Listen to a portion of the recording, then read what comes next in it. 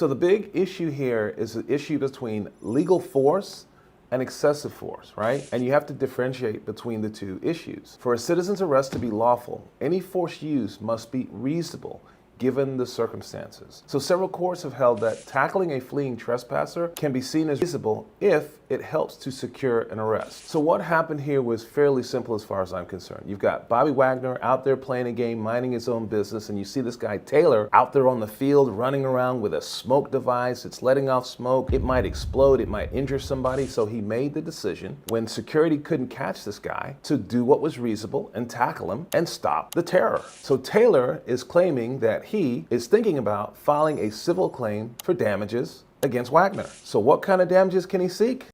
Let's discuss. So he's got the potential for concussion, for any burns that he suffered, for emotional damage or distress as related to the severe concussion on the field from that severe hit from Wagner, who crossed the line from his opinion.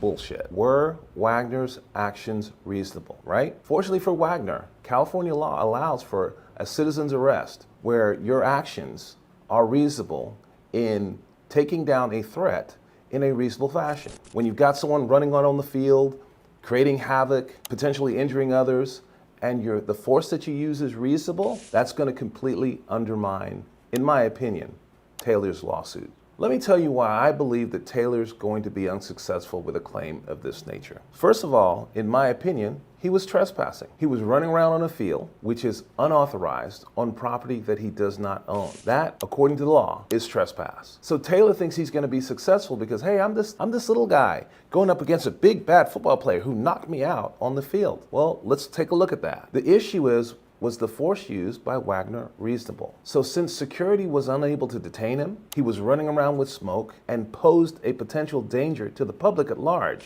I think that most courts are going to find that Wagner's actions were reasonable. So look, while I understand that anybody can sue anyone for any particular issue, so what are Taylor's chances of really succeeding in a lawsuit like this? In my opinion, very minimal. This is what he did. He's trying now to get rewarded for his bad behavior, and most courts aren't going to allow that to happen. So what Taylor was really hoping, right, to kind of bolster his civil case was that Wagner would be charged criminally for injuring him or using excessive force. And you really have to think about the circumstances at the time when this happened. What was his intent? Did he have the criminal intent to injure and hurt somebody? Absolutely not. He saw an issue, security couldn't deter this guy, and so he stepped in and acted reasonably. As long as he's acting reasonably, and we all saw that as the video suggested, he's going to be fine from a criminal perspective. So while Taylor may want to file a civil suit in a situation like that, I can tell you without any doubt, I'd absolutely not touch a case of this nature. Because he was the one, in my opinion, committing the trespass, because the fact that Wagner used reasonable force, it completely destroys any type of a civil claim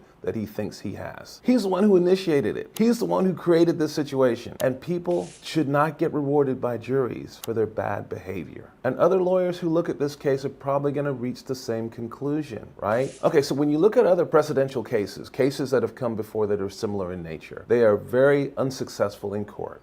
Why? Because many times when you've got someone who's jumping on the field, engaging in bad behavior, if a court rewards them for doing these types of things, what's going to happen? You're going to get copycats. You're going to get more and more people engaging in this bad activity. And that's something you absolutely do not want. So very rarely are judges and juries going to reward someone unless the conduct of the player is unreasonable. In this situation, clearly it wasn't. He acted reasonably, he deterred this person, and he stopped a potential threat. He did exactly what he was supposed to do. Hey Nate, thanks for having me on. So the big issue here is the difference between legal force and excessive force.